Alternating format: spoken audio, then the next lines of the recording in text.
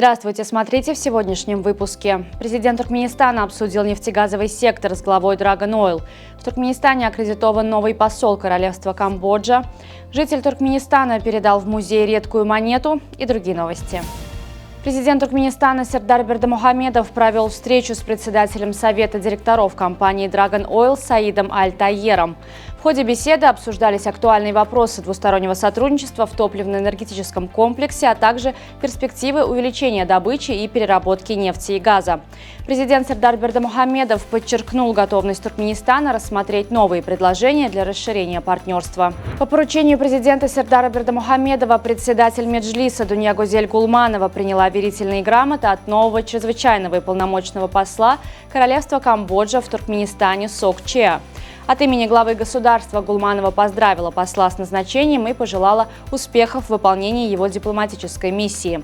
Дипломат был проинформирован о приоритетах внутренней политики Туркменистана и перспективах двустороннего сотрудничества. Историко-краеведческий музей Марийского вилаята пополнился уникальным экспонатом – золотым динаром аббасидов, датируемым 8-10 веками нашей эры.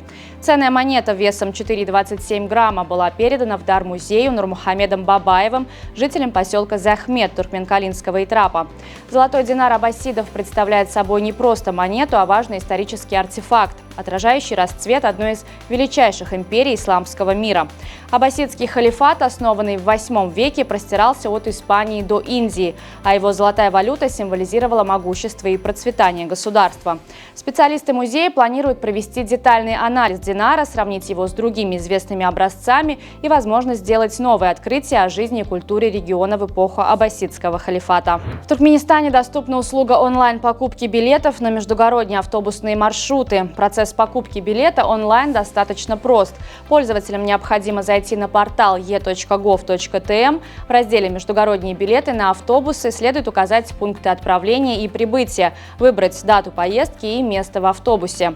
Стоимость билетов варьируется в зависимости от маршрута. К примеру, билет на автобус из Ашхабада до Туркменбаши для взрослого пассажира стоит 65 манатов, а для ребенка до 13 лет 32,50 маната. В настоящее время ряд корейских компаний участвуют в инфраструктурных прорывах Туркменистана. Однако еще многие корейские субъекты выражают большой интерес к присутствию на благополучном туркменском рынке.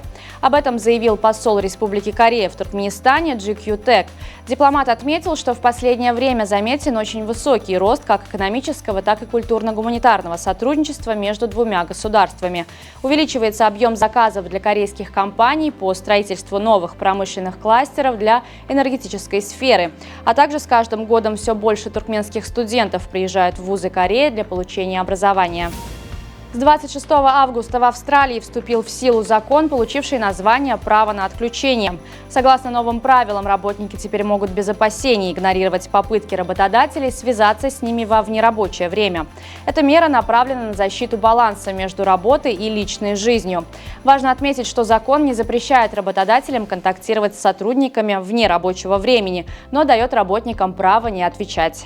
В итальянском городе Перуджа планируют представить сокращенную версию оперы Джакомо Пуччини «Богема». Постановку адаптировали для современной аудитории, в частности, для поколения ТикТока. Тенор Джанлука Таранова взялся за переработку классического произведения. Он ускорил арии и уменьшил продолжительность спектакля с 2 часов 40 минут до 1,5 часов. Таранова также добавил пояснение рассказчика, чтобы сделать сюжет более понятным.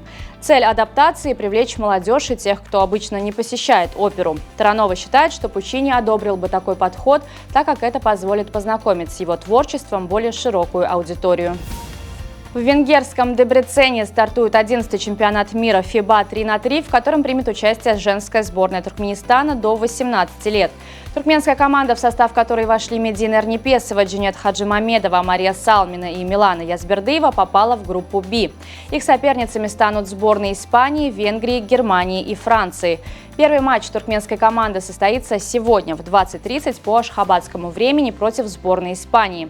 Всего в турнире примут участие 20 мужских и 20 женских команд. Болельщики смогут следить за ходом соревнований в прямом эфире на официальном YouTube-канале FIBA 3×3. В Ашхабаде состоится состоялся необычный детский футбольный турнир «Кубок дружбы», объединивший на одном поле профессиональных футболистов и любителей. Мероприятие было организовано детским футбольным клубом «Достлук Йылдызлар» совместно с ФК «Ахал» и Федерацией футбола Туркменистана. Директор ФК «Достлук Йылдызлар» Рустем Эссенов поделился подробностями организации турнира.